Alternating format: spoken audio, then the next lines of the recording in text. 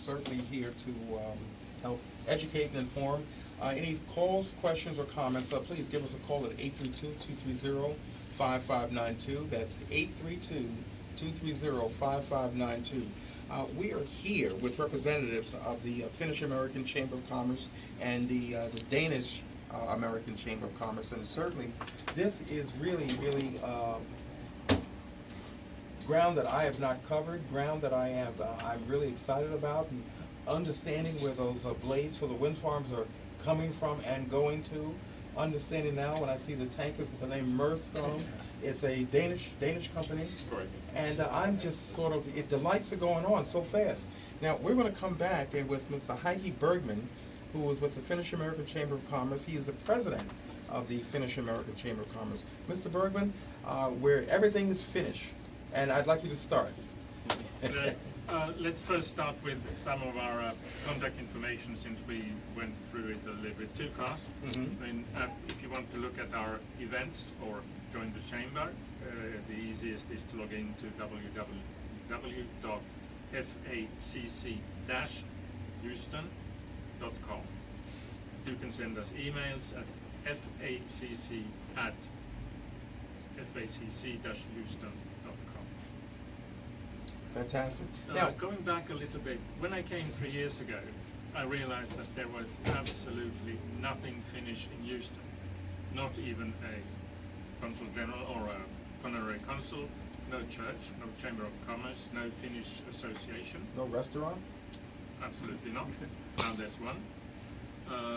And then I asked the embassy and some other people and found 3 other people who had the same interest of creating something. So we decided on a Chamber of Commerce, starting from 0, and now we are about 30, 35. Most of the members are individual members. We're working on turning them into companies. Mm-hmm. Now, how would you describe the membership? The level, I guess, the level of enthusiasm is going to grow. And right now, with Houston being it's sort of new to Houston, and Houston is new to you. I spoke with Jeffrey Blair from DHB, Mm-hmm. Great Houston Partnership, and we agreed on Houston being known for just one thing in Finland. Houston, we have a problem. And that we have to change into we have a solution, Houston. Because Houston, being the 4th largest city, is absolutely not known. New York, Chicago, Twin Cities, San Francisco, LA, San Diego, but Houston, no. People wouldn't even be able to place that one. Correct. Well, I would like to hope, that here at the Rice Business Report, and the people who are listening would become more aware of your chamber, and vice versa at the same time also. And we've mentioned that we've attended events from the World Chamber, the Asian Chamber, the Australian Chamber, and we'd certainly like to be included in your future events. Now, do you have events that are coming up in 2017? 2017 is a special year for Finland overall, because it's the 100th anniversary of Finnish independence. So there's a lot of events around the independence, or labeled as centenary events. We have on monthly basis, the last Thursday every month, the joint peace soup with the Swedish Chamber, invited also Danish and Norwegian. We will have, related to the 100 years, an icon for Finland, which is a sauna, traveling through the United States, visiting about 40-50 different cities. And the sauna will be in Houston on the 25th of February, and some days before and after. But the 25th is a public day that we're planning. The other days would then hopefully be used by Finnish companies for their promotional events. Well, that's what I would like to ask him about, Finnish companies that exist in Houston that provide product and services that we are not aware of. Most Finnish companies are in industrial products, so nobody would really know Wärtsilä providing power solutions both for the land side as well as maritime engines. Kone Cranes, one of the biggest lifting companies for industrial solutions for any bigger industrial sites. Mm-hmm. We have Neste, the oil company, and curiously Finland exports oil and petroleum to the US.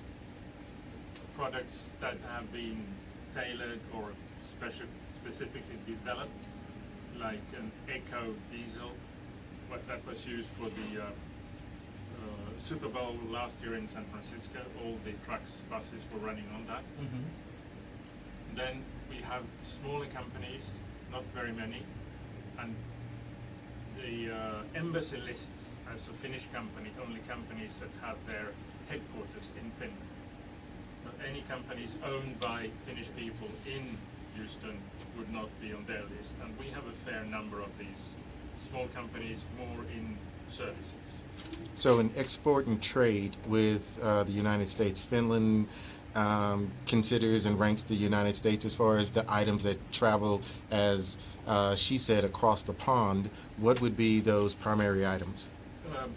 Traditionally it's paperboard, lumber, not very high-tech. Then come different kinds of measuring equipment. We have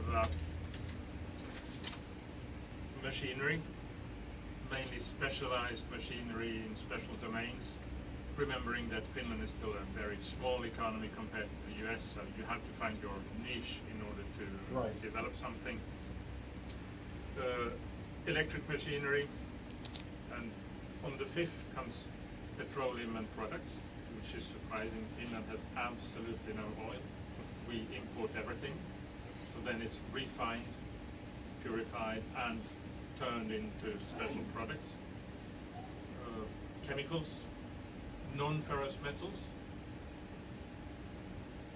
some medical and pharmaceutical products that would be interesting for Houston, but Finland knows nothing about Houston. That's something we need to change. And then on 10th place, iron and steel. Not big, but still 10th place in exports. The US is 4th or 5th in Finland's export countries. It used to be Germany, Sweden, England, Russia. But Russia, which is the logical market, you know, St. Petersburg is 50 miles from the Finnish border, with a population which exceeds that of Finland. But now with the sanctions themselves are not touching Finland, but it's basically the counter-sanctions, which are more on the consumer goods, which was a big export for Finland, which now explains why we have a 10% unemployment rate. Because practically all food, consumer goods, that export disappeared, and those productions or those industries tend to be much more labor intensive than heavy industry. So that explains a big increase in unemployment. How interesting would it be for you to sit down as president of the chamber with representatives of the medical community here in Houston, Texas? That would be very interesting.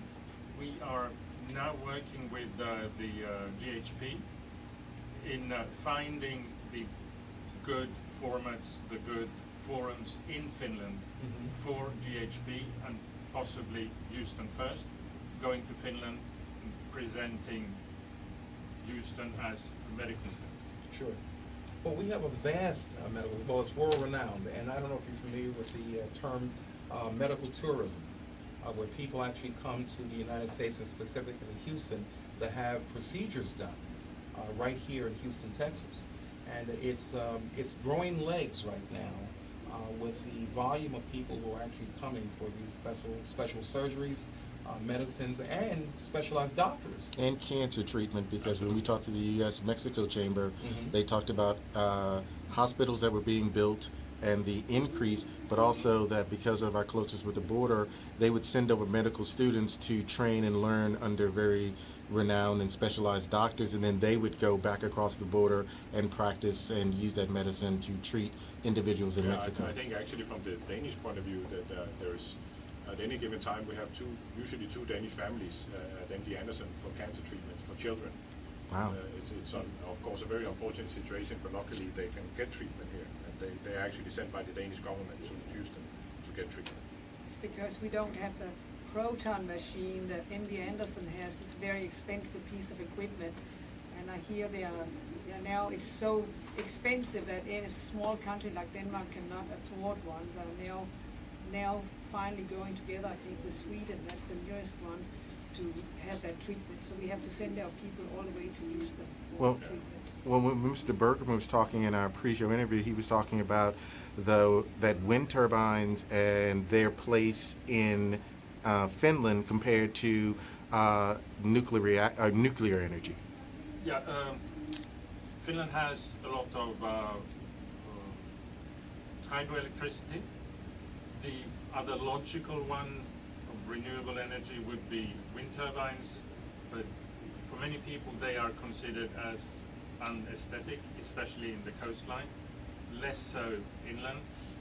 And of course Finland has less wind than Denmark, so the investments or the return on investment is most likely less in Finland. That's why Finland has decided to build 2 new nuclear reactors in order to be more self-sufficient, and Finland is building the necessary solutions for storing the material after they have been used in about a kilometer down into the Finnish granite. And we what, have no earthquakes, by the way. and one thing I wanted to point out is that these are 2 countries that are moving their way toward being more dependent on renewable energy and less dependent on the current sources of energy. So at a certain point, they may actually become independent in regards to when it comes to energy. Well, that would be a novel position to have, but right now we're coming up on a break. My name is Lawrence Rush. You're listening to the Rice Business Report. Don't move, we'll be right back.